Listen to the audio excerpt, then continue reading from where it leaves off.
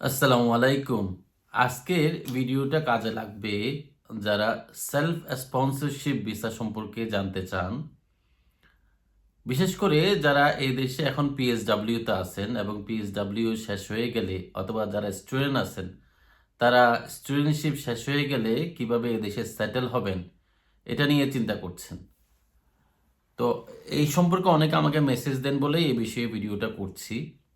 এটা যেহেতু immigration related একটা টপিকস, আমি আগেই ডিসক্লেমার দিয়ে রাখি, I am not an immigration expert.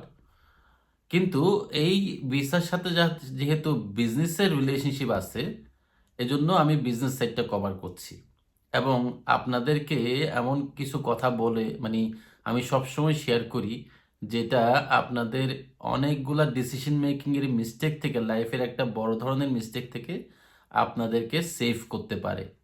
যেহেতু এদেশে অনেকদিন ধরে আসি, বিজনেসের সাথে আসি এবং আপনাদের মতোই ইমিগ্রেন্ট হিসেবে এদেশে এসে সেটেল হয়েছি, সেহেতু আপনাদেরকে আপনাদের আগে আসার কারণে আপনাদের এই রোডটা যেহেতু আমি পার করে আসছি, হয়তো আমার কথার মাধ্যমে আপনারা এমন একটা সিদ্ধান্ত নিবেন যেটা ওই রং সিদ্ধান্ত নিলে অনেক বড় ধরনের ক্ষতি আপনাদের হয়ে যেত।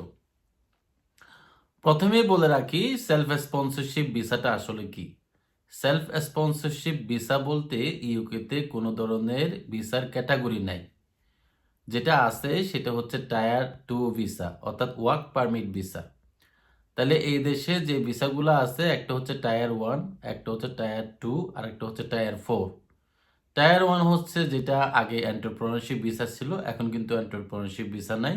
এখন যেটা আছে ইনোভেটিভ ফাউন্ডার ভিসা, যে ভিসা নিয়ে আমি অনেকগুলা ভিডিও অলরেডি করছি এবং প্ল্যান করছি। এখন যেভাবে হাউস বাইং এর উপরে সিরিজ আকারে ভিডিও দিচ্ছি, ইনোভেটিভ ফাউন্ডার ভিসার উপরও আমি সিরিজ আকারে ভিডিও, অনেকগুলা ভিডিও আমি দিব। আমি আমার আইডিয়াগুলো শেয়ার করব, যাতে আপনাদের মধ্যে যারা ট্যালেন্ট আছেন, যারা স্টার্ট আপ টেক বিজনেস শুরু করতে চান, তারা যাতে এই ইনোভেটিভ ফাউন্ডার ভিসাতে অ্যাপ্লাই করতে পারেন। আমার জানা মতে এই পর্যন্ত এখনো কোনো বাংলাদেশি ইনোভেটিভ ফাউন্ডার ভিসা পাইনি। কারণ ইনোভেটিভ ফাউন্ডার ভিসার এন্ডোর্সমেন্ট যারা দেয়, আমি ওদেরকে খুব ক্লোজলি মনিটর করি। আমি এ পর্যন্ত কোনো বাংলাদেশি ওখানে দেখি নাই। কিন্তু নাইজেরিয়ান দেখছি, চাইনিজ দেখছি, ইন্ডিয়ান দেখছি বেশিরভাগ। বাংলাদেশিরা যেহেতু এই ভিসার নাম শুনেই ইনোভেটিভ ফাউন্ডার ভিসা, এটার আসলে যে লিগেসি ভিসা, এটার যে আগের ভিসা, এটার নাম ছিল এক্সেপশনাল ট্যালেন্ট ভিসা। এইসব নাম দেখেই বাংলাদেশিরা ভয় পেয়ে যায়।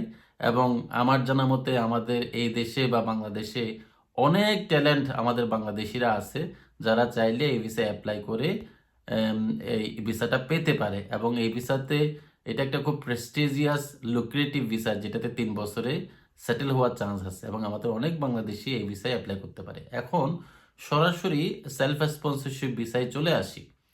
সেলফ স্পন্সরশিপ বলতে বললাম তো যে এই ধরনের কোনো ভিসা আসলে নাই। যেটা আছে সেটা হচ্ছে টায়ার 2 ওয়ার্ক পারমিট ভিসা। এখন আপনি পিএসডব্লিউ শেষ করলেন বা আপনি স্টুডেন্ট হিসেবে এখানে আসছেন, তাহলে আপনি এরপরে ওয়ার্ক পারমিট ভিসাটা আসলে কি? ওয়ার্ক পারমিট ভিসাটা হচ্ছে এই দেশের যেসব কোম্পানির ইংল্যান্ডের বাইরে থেকে লোক হায়ার করার পারমিশন আছে, তারা একটা লাইসেন্সের জন্য অ্যাপ্লাই করে। সৌদি আরবে যেমন কফিল সিস্টেম আছে না, ওইরকম।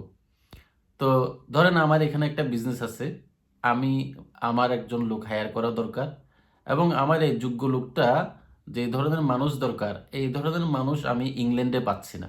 তখন অবশ্যই আমাকে ইন্টারন্যাশনাল ওয়ার্কার হায়ার করতে হবে। তখন আমি একটা লাইসেন্সের জন্য হোম অফিসের কাছে অ্যাপ্লাই করব।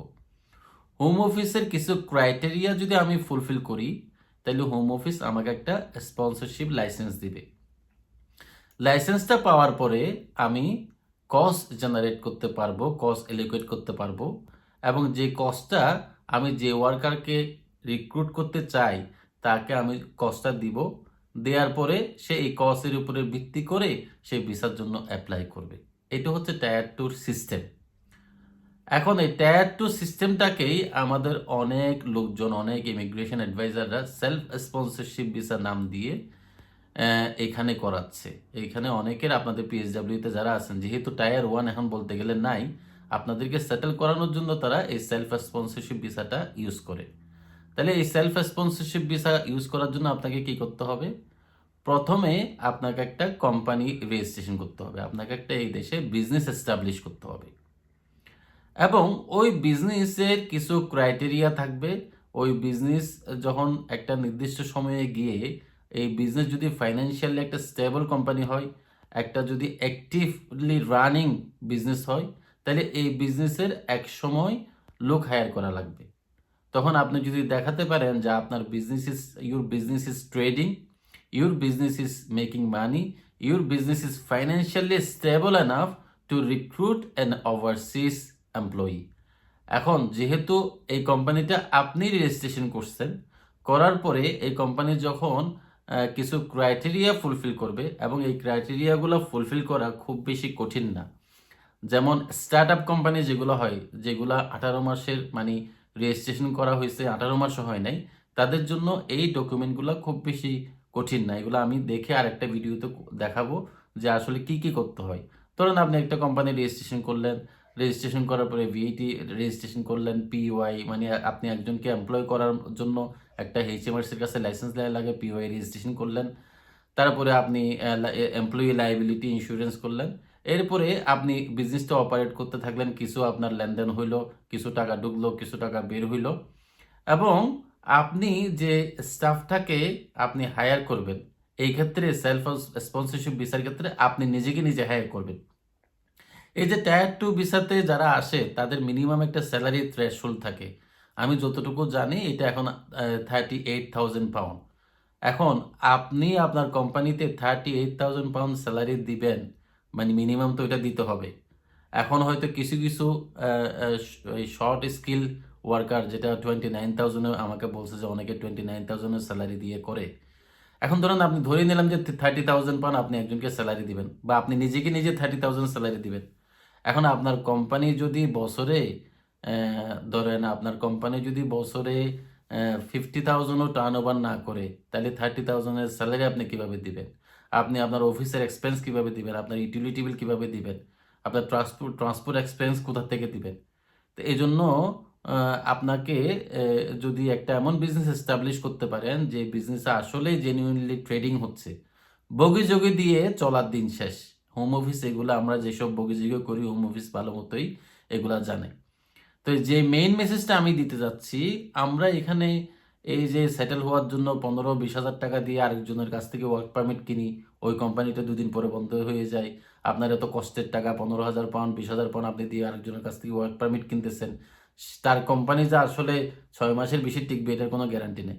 কিন্তু আপনি যদি নিজের কোম্পানি নিজে এস্টাবলিশ করেন, নিজের বিজনেস নিজে রান করেন, এরপরে নিজে যদি নিজে লাইসেন্সটা নিয়ে যদি নিজেকে নিজে যদি স্পন্সর করেন, সেলফ স্পন্সরশিপ, এই জন্য বলা হয় নিজেকে নিজে স্পন্সরশিপ করতেছেন, নিজের কোম্পানিতে নিজেকে চাকরি দিচ্ছেন, এজন্য তারা সবাই নাম দিয়েছে সেলফ স্পন্সরশিপ। তাহলে আপনার কোম্পানির আপনার ব্যবসাটা আপনি নিজে কন্ট্রোল করতে পারবেন, আরেকজনের ব্যবসা আপনি কন্ট্রোল করতে পারবেন না। তাহলে এই যে টায়ার 2 লাইসেন্স পাওয়ার যেসব ক্রাইটেরিয়া, এগুলো যদি ঠিকমতো পড়াশোনা করে এবং জেনুইনলি একটা বিজনেস যদি আপনি এখানে এস্টাবলিশ করতে পারেন, তাহলে এবং ওই 30,000 স্যালারি দেওয়ার মতো যদি আপনি টার্ন ওভার করতে পারেন, তাইলে এই যে আপনি 30,000 পাউন্ড স্যালারি আপনার হবে, এটার জন্য ট্যাক্স দেওয়া লাগবে না প্রত্যেক মাসে। এই ট্যাক্স দেওয়ার পরও আপনি সার্ভাইভ করতে পারবেন, এবং আরেকজনকে 15,000 টাকা দিয়ে নিজে আরেক জায়গায় অড জব করার চাইতে নিজের কোম্পানিতে নিজে ইনভেস্ট করে নিজে নিজে যদি আপনি এস্টাবলিশ হতে পারেন, তাহলে আপনার এই যে 3 বছর 5 বছর আপনার যে ওয়ার্ক পারমিটে থাকতে হবে, এটাতে আপনি সাস্টেন করার সম্ভাবনা অনেক বেশি, অনেক অনেক বেশি। এজন্য আমি বলবো, কাউকে টাকা দিয়ে সেলফ স্পন্সরশিপ ভিসা করাবেন না, কাউকে টাকা দিয়ে টায়ার 2 ওয়ার্ক পারমিট কিনবেন না। নিজের বিজনেস নিজে এস্টাবলিশ করার চেষ্টা করেন। যদি বিজনেস করতে না জানেন, তাহলে বিজনেস যারা জানে তাদের সাথে পরামর্শ নেন, আপনার টাকাটা সঠিক জায়গায় ইনভেস্ট করেন। এখানে অনেকে যারা রেস্টুরেন্টে কাজ করছে স্টুডেন্ট লাইফে, তারা রেস্টুরেন্ট দিচ্ছে। এখন রেস্টুরেন্ট দেওয়ার জন্য আপনার যদি কোনো কিছু জানার দরকার হয়, যারা অলরেডি রেস্টুরেন্ট ওনার আছে তাদের সাথে কথা বলেন। অনেকে টেকওয়ে শপ দিচ্ছে, অনেকে গ্রোসারি শপ দিচ্ছে। এগুলো হচ্ছে একদম মানে পড়াশোনা না করেও এই বিজনেসগুলো করা যায়। কিন্তু আমি মনে করব যারা এদেশে অনার্স মাস্টার্স করে শিক্ষিত হয়েছেন, তারা সেলস রিলেটেড যে কোনো একটা telecom company, technology company, start up company, start up company করে যদি ইনোভেটিভ ফাউন্ডার ভিসা নাও পান, আপনি এটা জেনারেল বিজনেস হিসেবেও সেলফ স্পন্সরশিপে আপনি যেতে পারেন। এই বিষয়ে ডিটেলস আরও যদি বিজনেস রিলেটেড বিষয়ে পরামর্শ করতে চান, সরাসরি আমাকে মেসেজ দিবেন। মেসেজ দিলে একটা অ্যাপয়েন্টমেন্ট নিয়ে আমার সাথে কথা বলবেন। আমি চেষ্টা